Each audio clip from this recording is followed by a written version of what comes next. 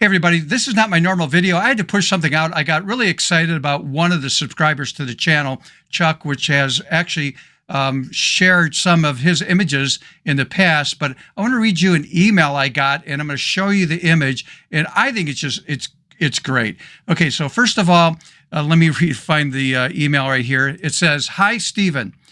Eons ago, I made a portrait of my friend Ralph, and I have been using it as a guinea pig for all sorts of experiments. This is one of them. Thanks for creating the tutorials, and especially for the Find Edges one.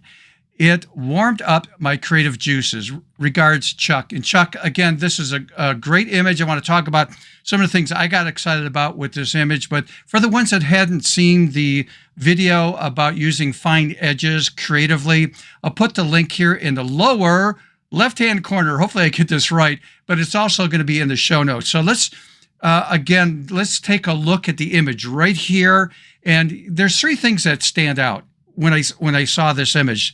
And it's just like, my reaction was, oh, this would be great to have in a gallery. And I would have named it "A Person with a Split Personality." But then I saw the name that Chuck gave it, and I agree. I think Chuck did a better job, and that is "Another Splitting Headache." That's what he named this image. And I thought this was great. So number one, he used the fine edge concept that I did a few weeks ago. And again, it'll be linked in the show notes and in the lower left-hand corner of the video here.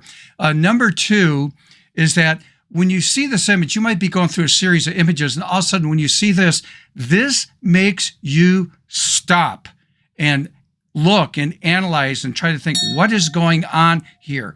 Which is a big challenge sometimes when we do creative work. So this is great stuff, Chuck. And then the other thing is, you are doing what I usually say at the end of all my videos most of the time, and that is, you are really pushing yourself to think creatively out of the box. And I mean literally, again, out of the box. So Chuck, great job.